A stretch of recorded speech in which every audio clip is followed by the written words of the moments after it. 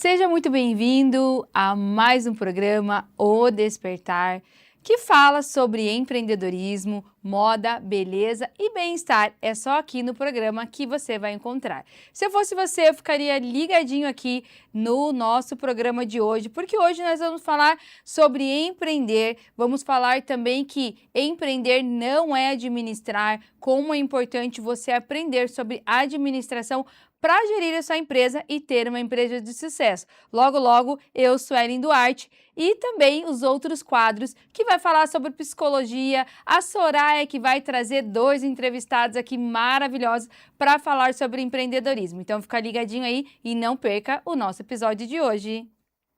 E hoje eu estou aqui, nada menos, nada mais, com a Day Pizzi. Ela já esteve no nosso programa uma vez e agora voltou para falar sobre o método Prospera. Day, nós sabemos que você já tem uma empresa de sucesso no mercado e hoje você está com uma mentoria. Conta um pouquinho para nós sobre essa mentoria, mas antes disso é um prazer e uma honra ter você aqui conosco novamente no programa O Despertar, principalmente falando sobre empreendedorismo, que o nosso público ama ouvir e, claro, quem aí não quer ainda prosperar em 2026. Obrigada, Suelen, aí, por mais uma vez estar de volta aqui no seu programa.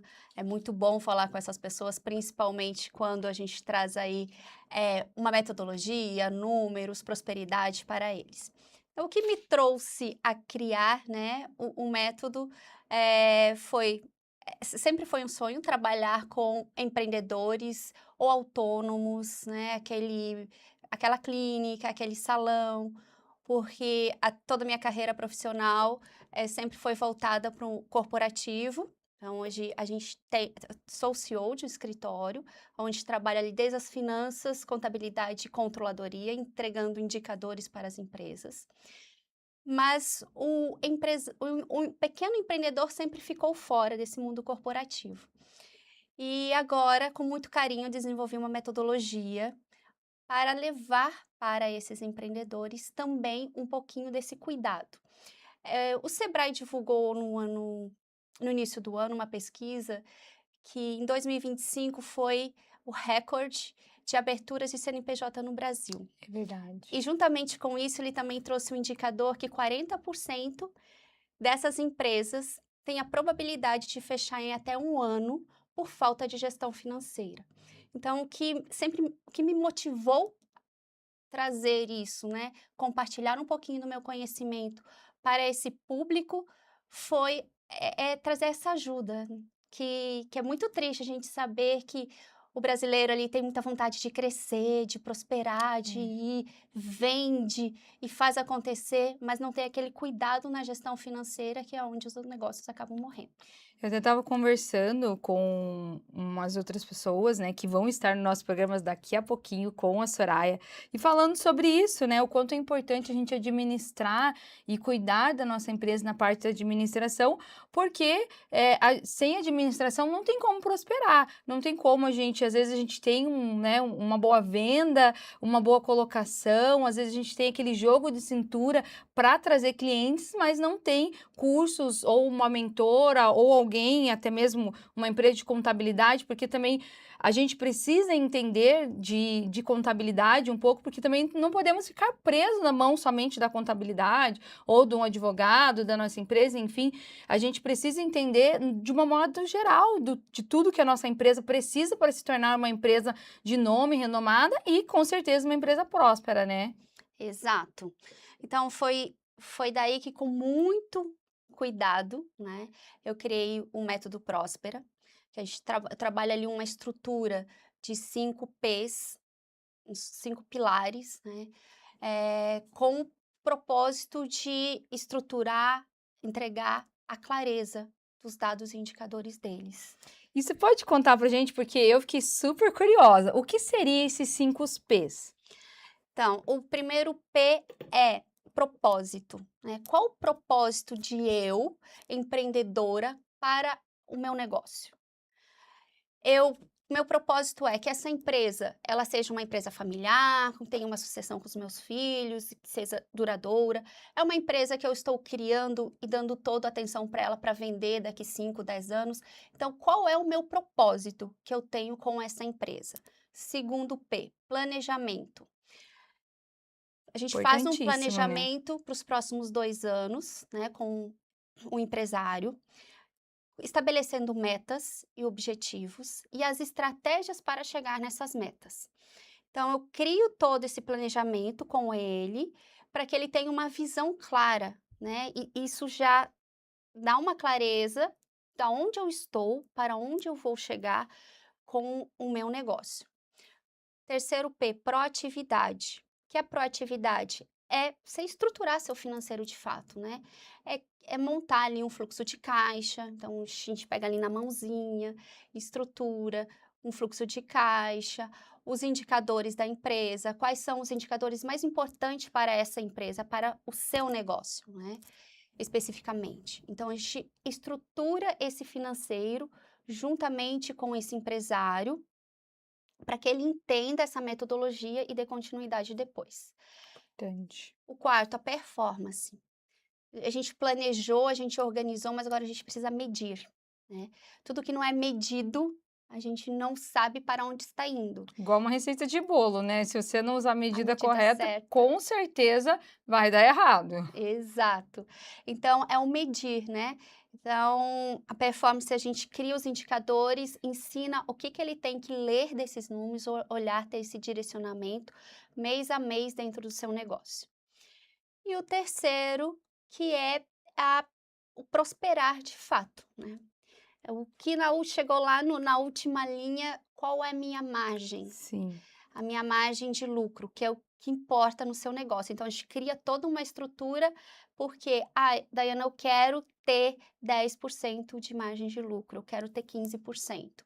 Então, é para chegar lá no final e a gente ver o que a gente fez de dinheiro dentro do negócio, o que a gente gerou de dinheiro para este Sim. empresário, né? Você trabalha um mês todo, no final você precisa olhar e entender.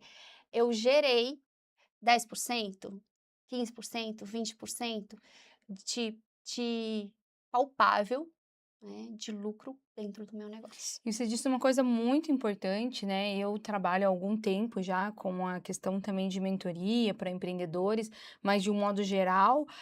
E o que eu vejo muito do pequeno empreendedor, muitas vezes, é a questão desse lucro, porque a gente acaba investindo, tendo várias portas no nosso negócio, mas esquece de tirar o lucro entre si, porque a gente olha o lucro como 100% da empresa, daquilo que está entrando, e no final das contas você acaba se sobrecarregando porque não tem lucro, porque você não tira o teu salário, você não tira aquela porcentagem que talvez você gostaria de tirar, os teus 10%, teu 15%, como a Dai comentou com a gente. E Dai, você já viu casos de empresas que mudam completamente após após o acompanhamento?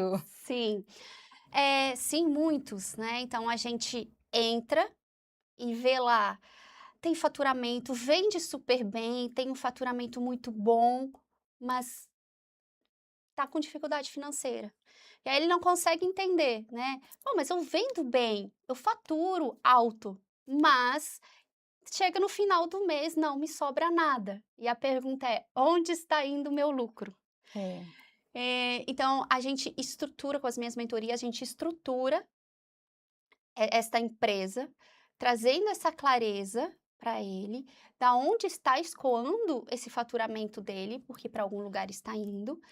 Então, trazendo essa visibilidade para o empresário e ajustando essa operação dele. É E aonde verdade. ele passa a ver com clareza os seus indicadores, os seus números, onde eu preciso ajustar dentro da minha operação, o meu processo, para que eu chegue lá no final do mês com lucro, porque tenha, né, isso A como satisfação objetivo. também, né, de você ver a sua empresa em crescimento, ter como objetivo, existe um amigo meu que fala assim, quem não sabe para onde vai, não vai para lugar nenhum, e se não se tem nada, não se conquista nada, e aí a tua empresa, em vez de se tornar algo beneficioso para você, para tua casa, para sua família, enfim, acaba se tornando algo pesado, e aí entra, eu acho que aquela margem, né, que você acabou de falar do Sebrae, que muitas empresas ainda fecharão no ano de 2026. Mas mas qual que é a diferença de você ter uma empresa à frente e não fechar as suas portas? Muitas pessoas falam hoje que ano de Copa não é ano de investimento, ano de eleição não é ano de investimento, mas não é ano de investimento para quem não está preparado. E para quem tem uma mentoria qualificada, para quem tem um passo à frente, tem a mentalidade de administração, sabendo aonde você coloca o seu dinheiro, aonde você investe seu dinheiro e aonde você tem essa rentabilidade de retorno para você, você está um passo à frente e você não olha como as pequenas pessoas olham às vezes que não tem esse pensamento realmente do empreendedor do futuro. Dai, e fala uma coisa pra gente, qual que é o conselho que você daria para os empreendedores que estão passando por algum processo, alguma dificuldade, ou até mesmo não estão, mas querem investir em outros negócios, precisam olhar para suas finanças, para olhar para o Método Prospera e poder olhar e falar assim, olha, eu preciso do Método Prospera porque eu preciso evoluir, eu preciso criar mais empresas e eu quero ser aí essa porcentagem que vai continuar com a minha empresa fazendo sucesso. O principal conselho é cuidar da sua gestão financeira. A gente sabe aí que o empreendedor, ele tem muita coisa para olhar, ele tem que vender, ele tem que cuidar do seu produto, ele tem que cuidar ali das pessoas que estão trabalhando para ele, né? Tem essa gestão de pessoas. Mas dentro de tudo isso, ele precisa acrescentar essa gestão financeira dentro do negócio dele. E precisa, inclusive, ter ali, estabelecer os dias que ele vai parar, alimentar esse financeiro, olhar para esses indicadores, entender os próximos cenários da empresa dele. Eu posso comprar uma máquina sem parar e olhar para o seu financeiro, se você pode comprar essa máquina à vista, ou você pode comprar parcelado, ou não é o momento ainda, eu preciso vender mais X tanto, quem vai te dar esses direcionamentos é só os números. Então, às vezes não adianta você vender, ficar muito focado em venda, que é o que acontece muito. E claro que você precisa vender, não é sobre não vender. É sobre, além das vendas, você gerir, né, esses valores que entram dentro da sua empresa. Então, muito cuidado, porque às vezes as empresas elas dão alguns indicadores ali de falta de gestão, Sim. que é, eu vou pagar uma conta e hoje não tem dinheiro. Eu vou pagar os funcionários no dia 5, aí não tem dinheiro para todos. Então, a empresa vem dando alguns sinais, exato, que eu preciso melhorar minha gestão, que eu preciso implementar uma gestão, ou eu preciso trazer alguém de fora que me ajude se eu não tenho todos esses skills. Então, essa visão que ele não pode deixar de lado para que não caia no índice do Sebrae.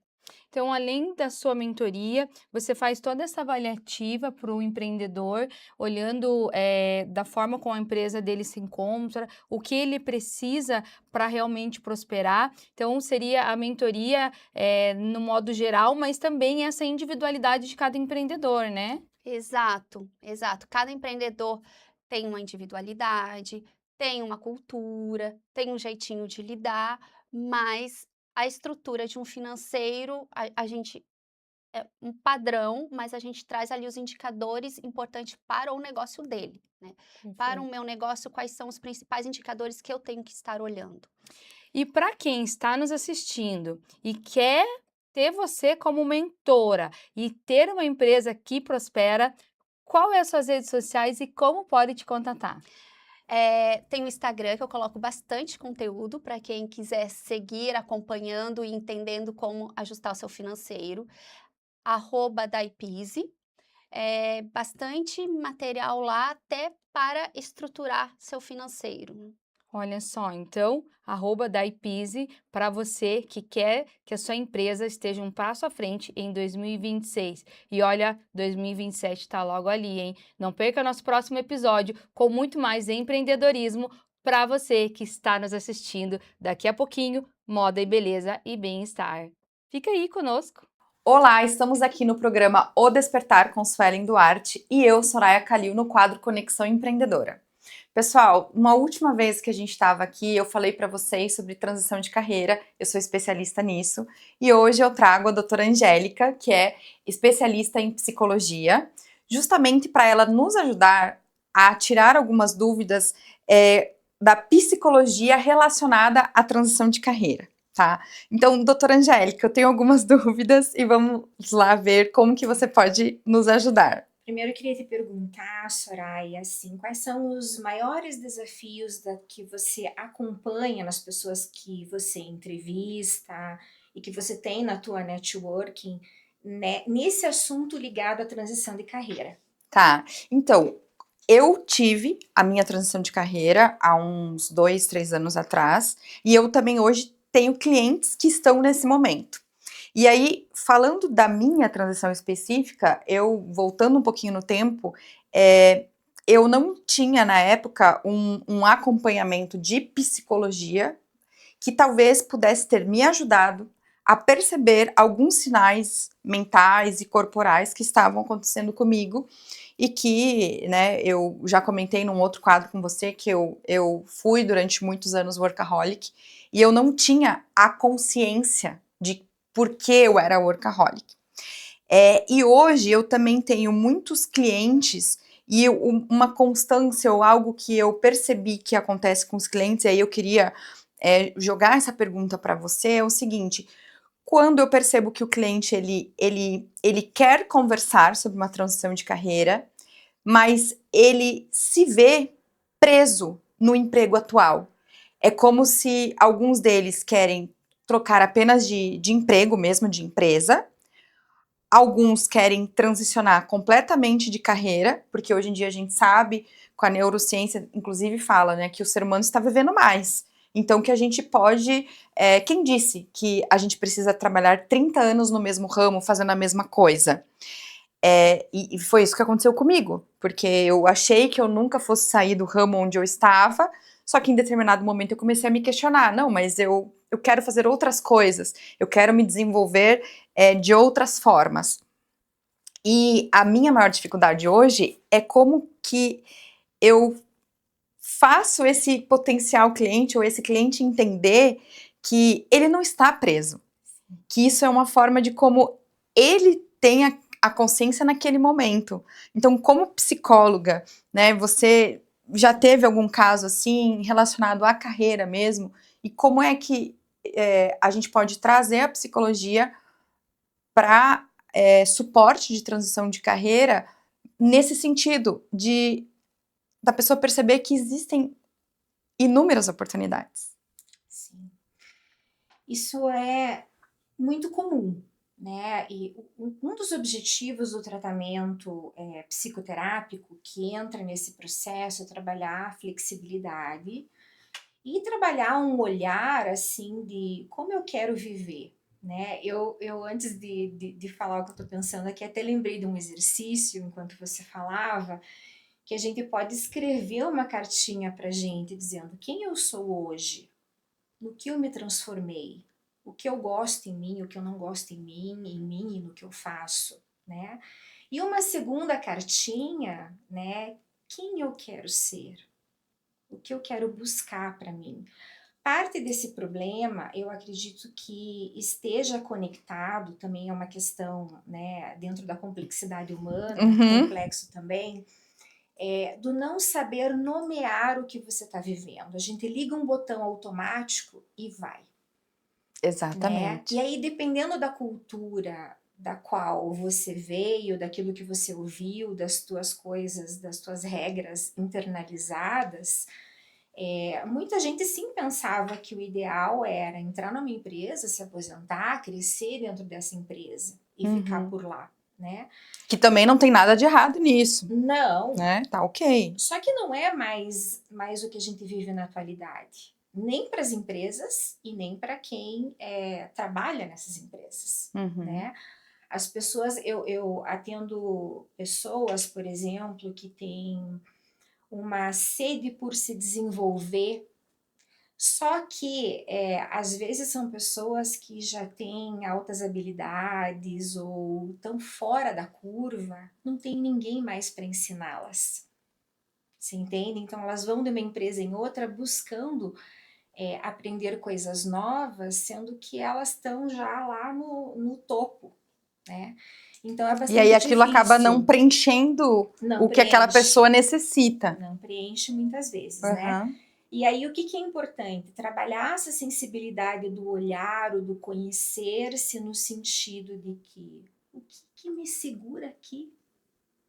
O que É é aí que eu me queria prende chegar. aqui, Porque eu tenho um né? cliente que ele fala nitidamente, ó, estou preso aqui, e a sensação durante a conversa é que ele não percebe que ele pode fazer uma transição de carreira. Claro, Sim, tudo muito bem planejado, sim, com né? Se a certeza. pessoa ela é independente financeiramente ou não, dependendo da idade dela, se ela tem dependentes, pessoas que dependem dela, mas justamente é fazer um planejamento e não que a pessoa esteja presa para o resto da vida, até porque se ela realmente ficar muito tempo infeliz, ela pode vir a ter um quadro de ansiedade, vir a ter um quadro de depressão, que a gente estava falando um pouco tempo atrás no teu quadro, né? No Então, quadro do despertar, justamente, exatamente. a gente passa a maior parte do tempo do nosso dia, teoricamente, no trabalho. Uhum. Então, claro, não vamos dizer que a vida é perfeita e que a gente vai sempre trabalhar 100% do tempo com aquilo que a gente gosta, ou que dentro de um trabalho, mesmo que a gente goste dele, que não vão ter tarefas que a gente não goste tanto, que seja mais operacional, menos operacional, depende da melhor habilidade daquela pessoa. Mas o ponto é achar que uma pessoa jovem, ali na faixa dos 30 anos, achar que ela não pode transicionar de carreira, é um pouco preocupante, né? E é só Com uma questão certeza. de visão. É, ela precisa entender o que aprende, Uhum. listar, o que me prende aqui? Porque às vezes são questões financeiras, a vida tá rodando e tá tudo organizadinho. Então ela fica pensando, meu Deus, como é que eu vou deixar Como tudo é que eu vou isso abrir mão aqui? disso? Que é a questão do medo da curva da mudança. Porque a Exatamente. mudança dói, É a mudança te tira desconfortável. da zona de conforto, e sair Exatamente. da zona de conforto, sair do quentinho não é bom. Não é bom, mas é como eu falo assim, tudo tem um preço. Se você fica na tua zona de conforto e você não realiza aquilo que você sente que precisa para se sentir no teu pleno potencial, né? Buscando essa vida que a gente está chamando aqui de plena, que é uma vida boa, uma vida leve, uma vida que tem as atribulações, mas na maior parte do tempo faz com que ela se sinta vivendo bem, né? Então ela vai precisar olhar para o que prende ela, né? E entender que ela pode ficar ali, mas ela vai ficar infeliz e entra no que você falou, que ela O pode risco de desenvolver desenvolver uma algum. doença, ficar ranzinza com todo mundo, com a família e acabar perdendo pessoas importantes, Sim. né? Ou ela pode entender que eu sempre falo assim, tem gente que fala para mim, eu vou engatar uma ré na vida, então eu falei, olha, a ré existe porque a gente precisa manobrar o carro para a direção que a gente vai. E também, quando a gente fala de carreira, não necessariamente é um passo atrás, né? Às vezes sim é um passo atrás para eu poder planejar e dar Às dois para vezes frente, financeiramente sim, e ou no às status vezes também, né? também entender que a carreira ela não é uma escada e que ela é um mapa onde você pode ir para vários lados. Sim, exatamente.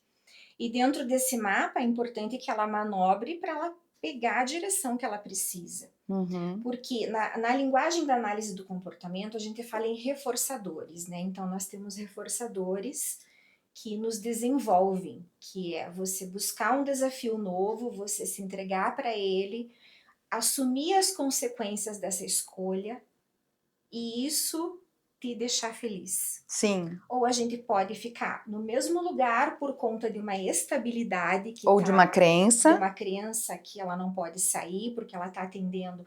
Às vezes tem um cargo associado. Ela vai perder reforçadores importantes ali nesse processo. Uhum.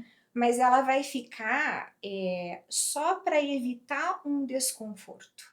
Uhum. Então, isso não é um desenvolver-se, um seguir adiante. Isso é um ficar no mesmo lugar para não perder aquilo que eu já conheço Que eu já de bom, conquistei. que Uhum. eu já conquistei. Às vezes abrir mão de um status, abrir mão de um cargo, abrir mão de um relacionamento, é muito difícil por conta disso. Sim. Mas já tenho meus filhos, já tenho um status associado, já tenho uma pessoas que eu conheço quando é num relacionamento e eu não quero largar disso. E isso a mantém presa, né? Uhum. No emprego é a mesma coisa, porque desligar-se de um lugar, você vai ter a parte financeira, o networking, o cargo que está associado ao status que você tem, né? E possibilidades futuras que você estava pensando para você naquele momento. Sim, são É. escolhas. Exatamente, mas a decisão é da pessoa e ela tem que escolher qual preço ela quer pagar. Sim. O preço da estagnação, porque de certo modo, mesmo que ela cresça naquela empresa, se ela não está gostando mais daquilo que ela faz, ela vai emocionalmente estar estagnada, Uhum. né? Ou se ela quer se jogar naquele desafio, é claro que quando eu falo se jogar, não é sem responsabilidade. Sim, aí é onde eu né? entro, né, ajudando nesse Exatamente. planejamento, nessa consciência, Exatamente. nessa abertura de crença. Para ver o melhor momento, porque eu já Exatamente. conheci 2 perfis. O perfil conservador, que é aquele que enquanto ela tem um ganho aqui, ela vai começando o que ela gosta, um segundo negócio em paralelo, quando possível, né? E tem pessoas que não têm essa paciência. E às vezes eu te falo E que se não é nem jogam. paciência, mas dependendo do perfil da pessoa, e eu falo isso também, é um pouco ilusório, porque se é uma pessoa que tem um perfil de muita dedicação e dependendo de onde você trabalha, você chega em casa exausto e a pessoa não muitas vezes não vai consegue, conseguir abrir exatamente. um plano B estando no plano A, que seria o mundo ideal, que o papel Exatamente. aceita, mas na prática é muito mais complexo, né? Mas eu já tive pacientes, por exemplo, que largaram tudo, precisaram até pedir empréstimo para familiares, enfim, para passar pelo período até conseguirem entrar na função que ele considerava ideal para aquele momento da vida dele. Sim, né? daí sim. E eu achei aquilo algo de muita coragem, né? Um perfil Sim, já para diferenciado. qualquer uma das duas opções, né? Tanto de você mudar de emprego ou mudar de carreira, exige muita coragem. E isso a gente vai falar nos próximos blocos também. Pessoal, muito obrigada. Quero agradecer, doutora Angélica, pela sua participação, pelo por convite. responder um pouquinho Sim. das nossas dúvidas e continue aqui em breve mais opções aqui no quadro Conexão Empreendedora. Olá, estamos aqui de volta no programa O Despertar de Suelen Duarte e eu, Soraya Calil, no quadro Conexão Empreendedora. Estamos hoje com Patrícia, de Paula, e Marcos, da empresa A Caixa com K. E vocês já vão entender o que significa isso. Paty, primeiro bem-vindos, Patrícia e Marcos, ao programa. Eu conheci a Paty, pessoal, num curso de PNL, que é Programação Neurolinguística. E logo já nos conectamos. Paty, conta um pouquinho pra gente da sua história. Você, agora que é uma empresária, você sempre foi empresária ou você, em algum momento da sua vida, teve que fazer uma virada? Tive que fazer uma virada. E, inclusive, na minha família não tem ninguém empresária, né? E essa virada não faz tanto tempo assim. Soraya, foi em 2022, quando eu saí da empresa que eu trabalhava por muitos anos, que eu fui para o Maranhão. Foi quando, chegando no Maranhão, eu tinha uma certeza, né? Que eu não queria voltar naquela rotina que eu tinha de trabalho. Aquilo já não estava fazendo muito sentido para mim. E daí eu comecei atendendo um produtor rural, cuidando da gestão financeira dele. Daí eu comecei como microempreendedora. E assim foi até 2024. Em 2024 foi quando eu conheci o Marcos e a gente iniciou ali a Caixa Consultoria. Que legal, que legal. Falando nesse nome, Marcos, explica pra gente. Você também, que eu sei que fez transição de carreira, que trabalhou muitos anos em multinacionais, como executivo, executivo inclusive internacional. Conta pra gente o que significa Caixa, com K. A caixa, ela vem do sânscrito e é o quinto elemento. Nós temos água, fogo, terra, ar e a caixa, que alguns chamam de éter, de malha quântica, né? Então, a caixa é um compêndio, um registro universal de informações. Diz a lenda que quando você tem uma inspiração, na realidade ela não veio do nada, você capturou numa caixa. Quando o momento chega, você se inspira para fazer alguma coisa diferente, né? Como se Então, a fosse tua intuição, é quase como uma intuição. como se fosse um inconsciente coletivo. Isso, Uhum. isso, que você consegue acessar. Sábio, né? É. Sábio, Uhum. porque na caixa tem a sabedoria. Uhum. Que bacana, que bacana. Eu tô começando a estudar filosofia, então eu já gosto dessas palavras. E faz quanto tempo que vocês começaram a Caixa? E dentro da empresa existe um método, né? Que é o método Transforme. O que significa esse método, Paty? Qual que é o pretexto? O que que esse método entrega para os clientes que buscarem vocês? Bom, o Transforme, Soraya, ele vem através justamente desse período que eu trabalhava como CLT. Teve um momento lá atrás que sabe aqueles devaneios que a gente tem? Falei assim, nossa, eu queria ter uma empresa de consultoria que não olhasse apenas para os números, né? Não apenas para o resultado da empresa, mas que olhasse para a pessoa também. Qual pessoa? A pessoa que é lá colaboradora, e como eu era. Então, o Transform, ele vem justamente para trabalhar a pessoa. Então, a gente trabalha muito o ser, o fazer, porque sim, a gente tem que realizar, a gente tem que ter ação, e o ter, que daí sim é o resultado. Tá. Se eu não trabalho a pessoa, dificilmente eu consigo ter um resultado legal. Uhum. E quando você fala a pessoa, você está falando não só o dono da empresa, mas as pessoas que contribuem para o negócio, é isso? Perfeito, Tá. porque o negócio ele tem resultado não só com o dono da empresa, Mas com o grupo. com o grupo. E isso tem que despertar esse interesse, inclusive na equipe, para ter esse engajamento, para estar junto com o sócio, para ter um resultado. E aí, né, Marcos, conectando com o que a Paty disse, a gente estava conversando ali nos bastidores. Essa questão que você acabou de dizer, Patrícia, me corrija se eu estiver errada, ela impacta na cultura da empresa. E a cultura da empresa muitas vezes está enraizada em uma crença. Faz sentido? E justamente a diferença da Caixa, com esse conhecimento que você acabou de explicar o que significa Caixa, que até fiquei arrepiada agora, vai ajudar a trabalhar isso também. Faz sentido? Faz todo sentido, sim, Soraya, porque primeiro a gente quebra um conceito, né, de que o cliente tem sempre razão. Se ele tivesse sempre razão, ele não precisaria de uma consultoria, né, de uma mentoria para ajustar os seus processos, pessoas, os seus números, né? Então a gente parte muito de quebra de crenças e até de paradigmas. Uhum. Por exemplo, muitas empresas que eu atendo, e isso é muito comum, né, Uhum. fazem muito bem feito coisas que não deveriam mais estar fazendo. E isso impacta em custo, em Como, por prejuízo. exemplo, o quê? Por exemplo, eu não vou expor aqui o O nome. negócio Não. atual, né? Mas pensa o seguinte, né? Você está lá em 2005 e você decide montar uma videolocadora. Aham.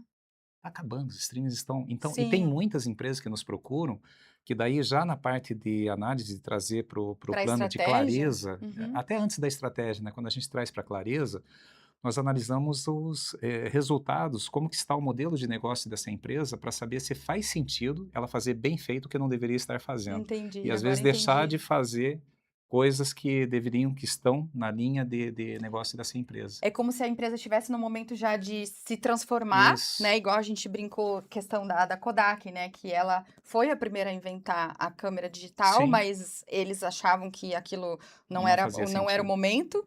Ou aquela empresa do celular, você que também veio de tecnologia, né? Do celular que tinha o tecladinho. Também que eles inventaram um modelo parecido com o iPhone, de tela inteira, antes mesmo da Apple, mas também foi engavetado, né? Então, o que eu entendi do teu exemplo é assim, tem empresas que talvez estejam num momento que não percebam que ela precisa se transformar e vocês às vezes vão ter que contar a verdade para ele, abrir a cabeça desse cliente para mostrar, olha, talvez tenha que mudar de estratégia. Vamos dar um exemplo prático e bem atual: inteligência artificial. Uhum. Hoje, empresário que não está se conectando com inteligência artificial aplicada no seu negócio, ele já está perdendo vantagem competitiva. Sim. Principalmente quem trabalha com vendas, com marketing, com produção. Hoje tem muitas rotinas operacionais que estão sendo substituídas. Então, se você não incorpora isso, você vai perdendo Você já competitividade. perde na largada. Exatamente, já perde na Exatamente. largada. Sim, sim. Isso tem a ver com o modelo de negócio. E isso tem a ver também com o que você falou de o que os números significam para você. Os números são mágicos, né? Eles são cabalísticos, né? Quando eu vou fazer, e essa é a minha área, né, de fazer o planejamento estratégico, a Patrícia vai muito nessa estruturação, de dar essa visão, trazer os números assim para clareza de números. E o que é essa clareza? Eu costumo dizer, a empresa normalmente ela já tem uma visão de retrovisor. Por quê? Porque fechou o balanço, fechou o balancete e você, deu pau, ou não, deu lucro, mas você não sabe de onde teve. E você tem que ter uma visão de para-brisas também. Agora há pouco eu estava vendo uma outra mentora falando nessa necessidade de você ter um planejamento a um pouco mais longo prazo. Eu sei que é difícil fazer Sim, isso, médio e longo prazo. mas você tem que trabalhar com cenários. Ó, num Sim. cenário otimista, num cenário conservador, num cenário realista. Se eu chegar nesse resultado, quanto que eu vou ter de lucratividade? Porque não importa o quanto você fatura. Por exemplo, né, eu tenho empresas que faturam 1 milhão por mês e consistentemente chegou na consultoria com um resultado negativo de 50, 60 mil por mês. E Uhum. outras empresas menores que faturam lá seus 80, 90 com resultado positivo de 30. Uhum. Em qual das duas você queria operar ou estar? Sim, em qual das duas você quer ser sócio? Exato. E, Paty, existe algo mais específico sobre o método que você queira deixar aqui pra gente?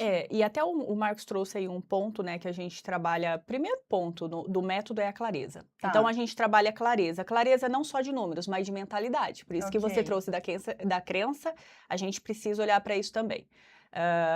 Porque a empresa é reflexo dos donos, né? Tá. Então, clareza. Depois a gente vai para a estrutura. Como que a gente vai estruturar tudo isso? Tem modelo de negócio, daí tem o planejamento. Planejamento pode fazer, sim, a longo prazo, mas ele tem que ser revisitado. Uhum. Daí Tá. depois a gente entra no último pilar, o último bloco ali, que é a expansão.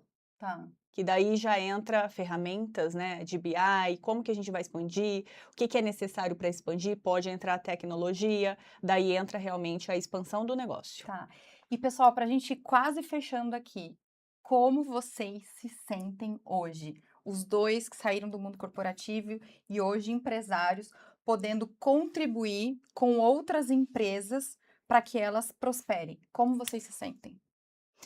Eu me sinto orgulhosa, porque a gente precisa, sim, reconhecer o quanto que às vezes a gente tem que ter coragem para se aventurar, né, e mergulhar nesse mundo do empreendedorismo. E eu me sinto muito confiante em cada vez mais fazer dar certo no meu negócio para ser espelho, para que pessoas se inspire e vão atrás daquilo que faz sentido para elas. Porque às vezes a pessoa não é o problema de empreender ou não empreender, o problema é o seguinte, você tem que analisar o seguinte, o que está fazendo sentido para você? Não está alinhado, então busca outra forma de fazer isso dar certo, né? Porque é a vida, e a vida ela só tem sentido quando a gente dá sentido para ela. Legal. E você, Marcos, como se sente? Olha, eu tenho um dos meus propósitos é ser fator de soma na vida das pessoas, né? E quando você impacta um empresário, você impacta várias pessoas, várias famílias. E é muito bacana quando você percebe essa transformação. Eu tenho, inclusive, no Instagram um depoimento de um mentorado que ele me ligou e pediu para fazer o depoimento, né? Que ele falou que quando ele me legal. procurou, a empresa dele estava fechando. Ele tinha problema até de obesidade e tudo mais, e depois disso ele conseguiu tirar férias, foi para o exterior, a esposa ficou grávida de gêmeos, Que legal. e depois ele ligou assim, bastante emocionado. A vida E- dele mudou. Exatamente, porque é uma questão de mudança de mindset. Por exemplo, se eu compro, eu não tenho habilidade nenhuma como pedreiro, mestre de obra, nem engenheiro, nem arquiteto, eu não tenho essa habilidade.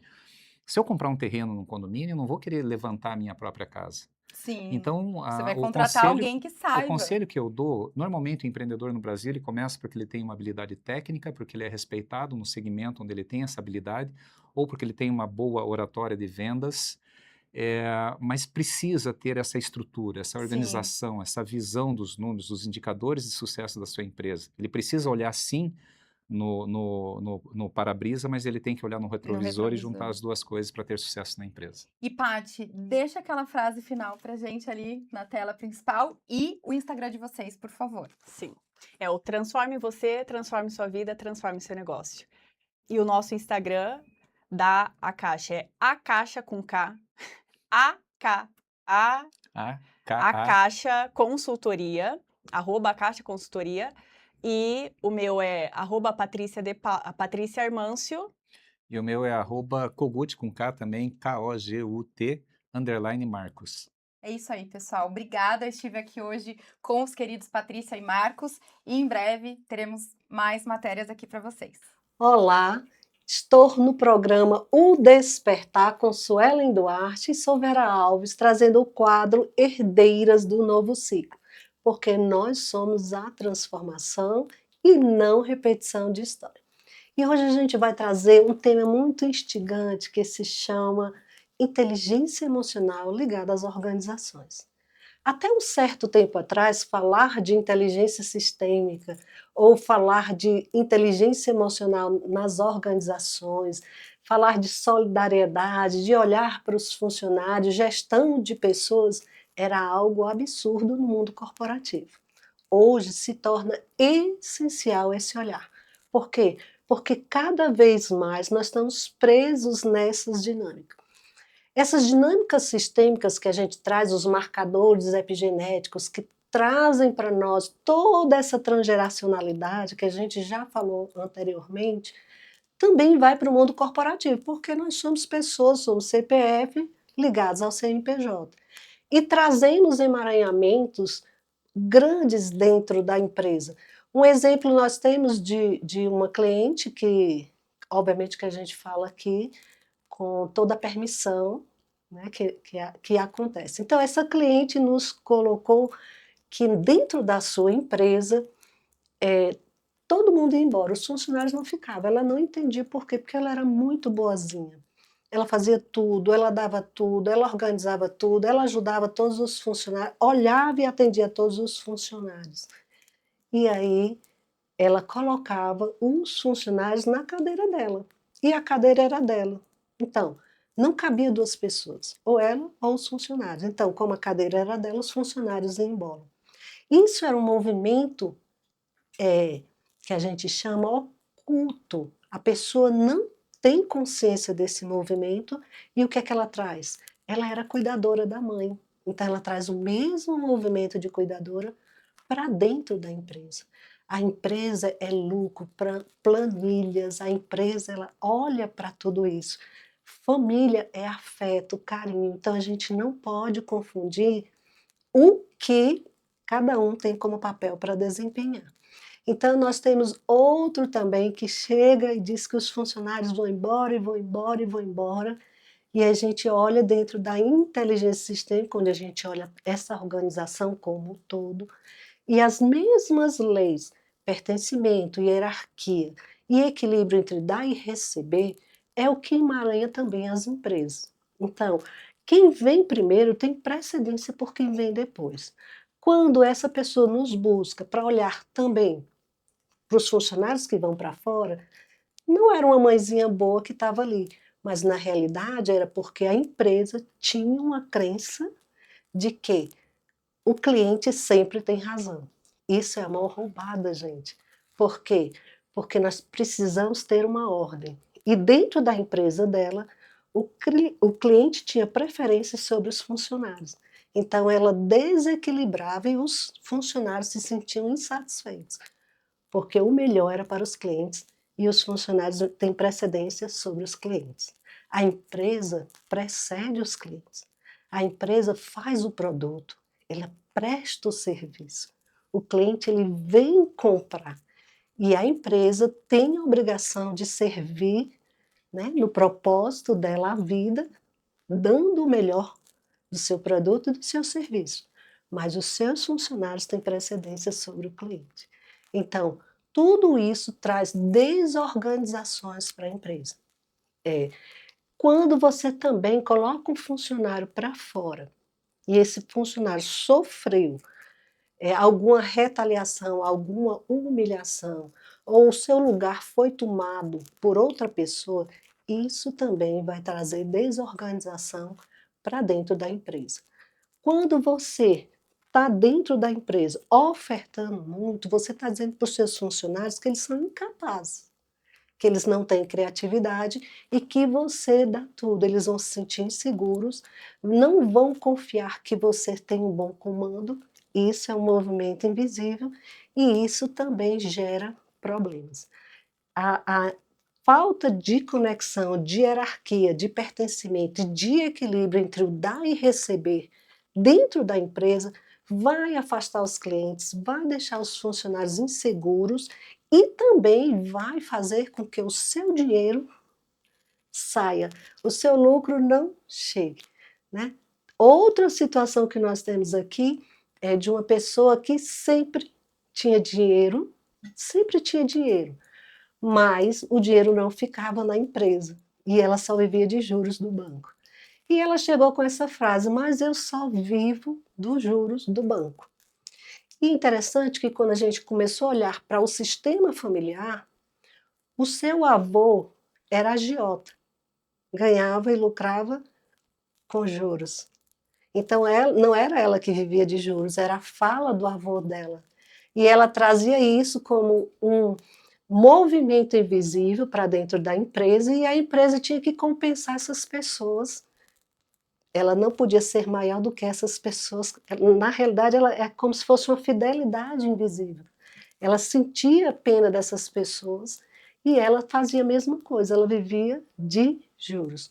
Quando ela entendeu essa dinâmica e que olhou para ela, ela mudou essas narrativas, honrou a sua ancestralidade e sua empresa fluiu naturalmente. Então é isso, gente. Mais um conhecimento da inteligência sistêmica para você que quer transformar e não repetir a sua história. E se você realmente se identifica com todos esses temas, saiba que nós temos um atendimento preferencial para você e também temos uma formação agora, bem quentinha, saindo do forno. Se você quiser sentir esse chamado de ser um terapeuta, de ajudar pessoas, de entender mais sobre as organizações, então vem com a gente, vem ser VIP. É só clicar no link da bio do meu Instagram e você vai participar da nossa formação em terapeuta de inteligência sistêmico, clínico e organizacional. Vem com a gente e vem ser VIP. Sejam bem-vindos a mais um programa O Despertar com Suelen Duarte. Eu sou Andréia Justen, advogada trabalhista empresarial, e eu estou aqui com o quadro Direito do Trabalho para Empresas. E hoje vamos falar sobre dois temas muito importantes: o regulamento interno e o código de conduta. São duas ferramentas importantíssimas para o bom funcionamento da empresa e para trazer regras bem definidas. Vamos falar inicialmente sobre o regulamento interno. O regulamento interno, o próprio nome já diz, é o que traz as regras internas, as regulamentações internas da empresa. E essas regras são definidas pela própria empresa. No regulamento interno, a empresa pode trazer regras sobre jornada de trabalho, intervalos, uso de uniformes, uso de celulares e N situações que a empresa precisa regulamentar e padronizar para os seus empregados. Já o código de conduta, ele é mais amplo e ele traz situações relacionadas também à ética da empresa. Qual é a ética que a empresa quer que seja seguida por seus funcionários e também perante os seus fornecedores e aos seus clientes? São duas ferramentas extremamente importantes porque trazem uma melhor segurança jurídica em todos os sentidos. O regulamento interno e o código de conduta são duas ferramentas diferentes, porém elas se complementam e são muito importantes para a empresa. E essa foi mais uma dica para o programa O Despertar no quadro Direito do Trabalho para Empresas. Hoje eu estou aqui com o Clailton. Clailton, seja muito bem-vindo a mais um programa O Despertar Empreendedores de Sucesso. Muito obrigado, imagina, eu que agradeço Obrigada a por estar oportunidade. aqui. Isso. E, gente, hoje nós vamos falar sobre carros. É isso aí que você ouviu mesmo. Hoje eu estou aqui com o Clailton da Pre3 Car Center. Hoje a gente vai falar da importância de fazer a manutenção do nosso carro, porque empreender também é isso, é cuidar dos pequenos detalhes, e o nosso carro faz parte da nossa vida, porque às vezes sem ele também a gente não vai a lugar nenhum e não fecha aquele negócio. Quem já não pegou o carro e às vezes ele não ligou, não deu a partida, ou às vezes está parado na garagem e você não consegue naquele compromisso, né, porque tá com o carro parado. Conta um pouquinho pra gente, a gente estava falando um pouquinho aqui nos bastidores sobre a questão da manutenção do carro, qual a importância de fazer no tempo certo também, com a quilometragem certa, porque quais são os danos que pode ocorrer caso isso não seja feito no tempo adequado, Clailton? Bem, a manutenção do veículo, na realidade, ela é bem importante, de certa forma, a pessoa tem que estar ciente que o carro precisa sempre estar sendo verificado, desde as verificações básicas, do próprio proprietário, por exemplo, né, a calibração de pneus, verificar o fluido de arrefecimento, verificar o óleo do motor, né? Então, esses são básicos, tá?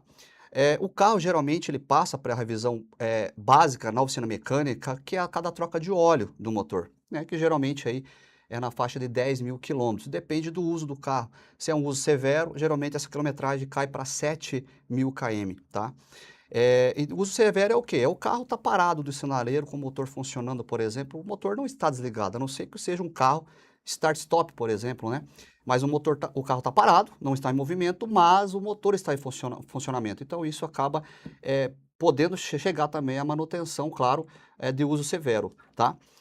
Então a cada 10.000 ou a cada 1 ano, isso se for considerado um carro que usa um óleo semissintético ou sintético, tá?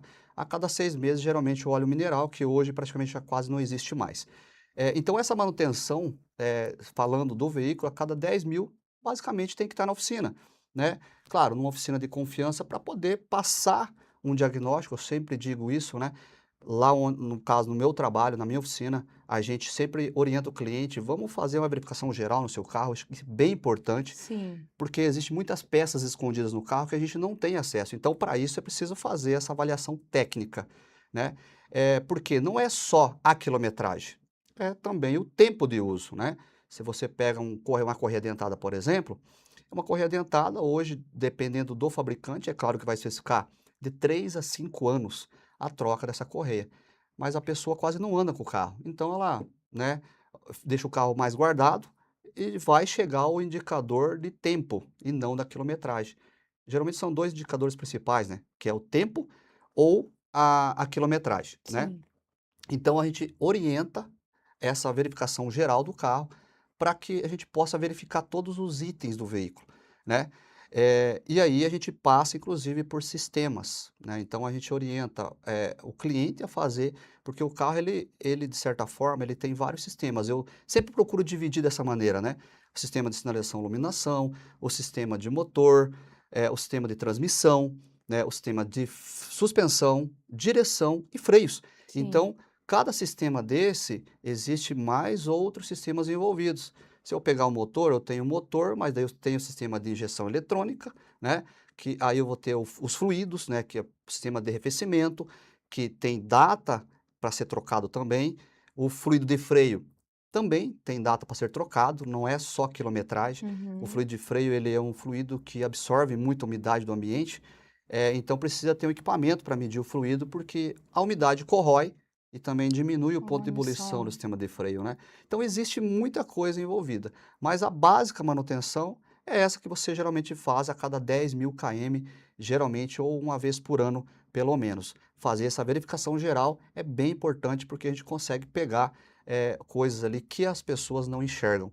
Eu não vou esperar o carro quebrar para fazer a Que manutenção. é o que a maioria das pessoas fazem hoje em dia, né? E é importante Exatamente. lembrar que você falou que depende da utilização do carro, porque hoje a gente vê muitas pessoas utilizando o carro para trabalho, como hoje a gente vê Ubers, enfim, que utiliza o carro, ou até mesmo para Isso. viagens longas, trabalha com o carro, viaja com o carro, diferente de uma família, um exemplo, que viaja 1 ou 2 vezes por ano ali, vai para a praia, 100, É, 150 quilômetros ali, 200 se for para Santa Catarina, mas são poucos, então isso é um carro pouco utilizado. Então, os 10.000 quilômetros, na verdade, também entra a questão do tempo, como você falou, né? Não é isso. só estar nos 10.000 quilômetros. Exatamente. O tempo é bem, bem importante. Se também nós ali pegamos veículos que o cliente vai fazer uma simples troca de óleo ou uma geometria, aí eu recomendo, vamos dar uma olhada geral para a gente ver como é que está. Eu já peguei ali, né, com frequência, carro que está correia dentada quase rompendo. Então a gente acaba salvando o motor daquele veículo, né? Hum. Então é uma coisa simples, Estragou o básica. motor? Aí o custo com certeza vai ser bem alto, né? Isso pode variar muito de carro para carro, né? Sim, Mas é mais de 10.000, 10 a sim. 20.000, depende do veículo. Às vezes acaba se tornando o preço do carro, né? Se a Exatamente. gente, dependendo do carro. Vale mais E é que o carro. importante lembrar que ele também é professor, né? Professor aí de manutenção de automotivo. Isso. Então, a gente está falando com uma pessoa que, além de ter um centro automotivo, também é professor, dá aula sobre isso, forma novos mecânicos para trabalhar nesta área. Então, a gente está falando com um especialista. Eu estava comentando aqui com ele nos bastidores sobre essa questão de manutenção, sobre essa questão da troca de óleo, porque às vezes não é só o óleo, tem o filtro, enfim. Balanceamento de geometria que é importantíssimo, porque às vezes você pode ali perder como que é? Um amortecedor, Isso. né? Então, assim, e às vezes acaba se tornando caro, como ele comentou. E conta pra gente um pouquinho, no seu centro automotivo, qual o tipo de serviço que vocês fazem, além do que você falou já, geometria, balanceamento, troca de óleo, o que mais que vocês oferecem? Nós trabalhamos quase num geral, né? Geral. Claro, tirando lataria e pintura, sistemas de alarme, travas elétricas, isso daí a gente não faz, tá? Nós somos especializados em câmbios automáticos, né? Além da troca de óleo, que é a manutenção preventiva, a gente faz a troca de óleo com a máquina de diálise, né? Então, ela faz a troca total do sistema de transmissão, porque o carro precisa estar funcionando para que o conversor de torque esteja em movimento, para que esse óleo seja expulso para fora do câmbio e atrás dele entra o óleo novo, né? Isso tem que ser tudo com a máquina. Então, além da troca, que é a preventiva, nós também, detalhe, de 40 a 50 mil, tá? A recomendação de troca de óleo de câmbio automático. E também o reparo de câmbio. E só vou abrir um parênteses, gente, estraga. Eu tinha um carro, você fez eu lembrar de uma cena que eu não queria lembrar. Eu comprei um carro e precisava ser feito a troca do óleo. E pasmem vocês, o câmbio estragou. E quando foi para trocar, R$ 7.000. Isso ainda você pagou barato, Não, porque depende isso, exatamente. do que estraga.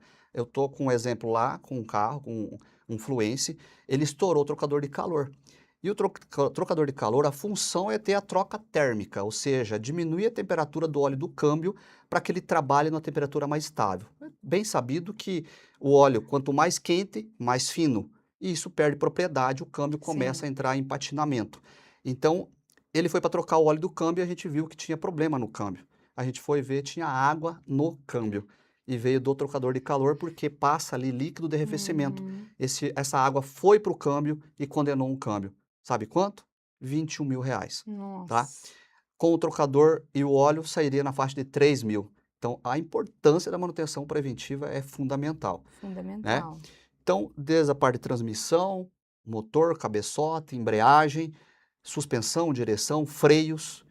Inclusive, eu tenho um equipamento que faz retífica de disco no local, é uma máquina fantástica, uma máquina que veio dos Estados Unidos.